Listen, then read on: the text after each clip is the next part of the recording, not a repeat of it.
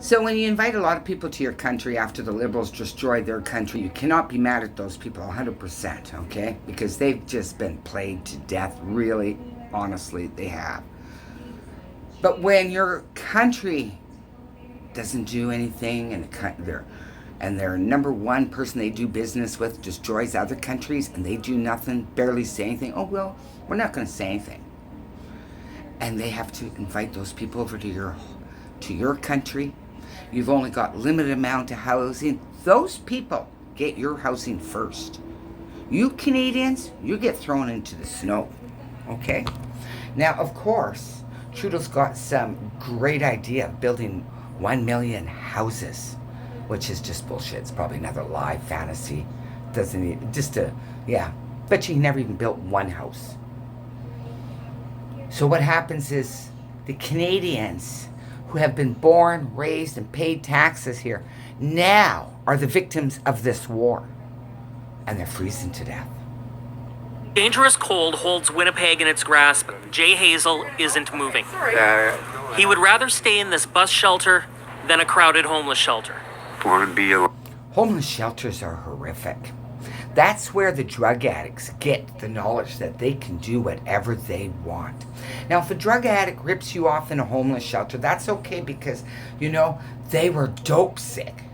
But if you did the same thing, you'd be thrown out. So you have to put up with bad behavior. That's enabling the drug addicts. So that's probably why the guy doesn't want to go there. He's brave to be living in a bus shelter. I sure hope it's heated. We don't really be rules and whatever. A combination of a long, brutal cold snap and rising Omicron. Oh yeah, the workers can be sometimes really pathetic and really bad parents. Treat you like they're real bad parents. And you're not a kid. On numbers has shelters across the country struggling for space and staff. Last night in Montreal, a homeless man was found in this area, dead from the cold.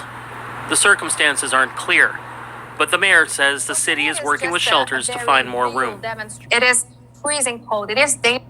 Shut the fuck up. You know it's freezing cold every fucking year, you fucking idiot. Why are you telling us that? We all know Montreal's fucking cold. What part of you not understanding it was going to be fucking cold? Nobody can stay outside right now. It's a really tough time. It's a really tricky situation. And we're doing our very, very best to try. Why don't you put them in motels temporary? You could do that. You're working. No, you're not. You're blabbing bullshit on fucking TV, idiot. In Toronto and Ottawa, shelters are also struggling with managing the virus in crowded spaces. So people are sleeping rough for that reason. Many of our people who are homeless feel safer outside. Well, now, not all homeless workers are bad, but I could say at least half or more are. They also steal off you. If they have laundry, sometimes you won't get all your clothes back, especially if you have nice clothes. They just mysteriously go missing out of the washer. The temperatures aren't record-setting. In much of the country, it's one of the longest cold snaps in a while. For the last several years, we've been spoiled in Eastern Canada. We haven't really had this caliber of cold, and it's potentially dangerous. Back in Winnipeg, StreetLinks Outreach is trying to get to those who can't or are unwilling to come in. Now, we don't have anything like that here in Vancouver because we don't get cold very often. But that is really a nice service to have. I mean, you've mentally broken down the Canadians, telling them they're less than the new migrants that come in that deserves homes, but you don't. It's such shit that comes from these mentally diseased leaders. Yes, I said they're mentally diseased. We've noticed that we are picking up the slack. For now, Hazel and his wife are staying put. We've been together 12 years. A lot of places they sleep you up. Even with a break in the cold, there's still a lot of winter ahead. The pandemic's not letting up. Cameron McIntosh, CBC News, Winnipeg. Of course it's not letting up. Isn't that weird?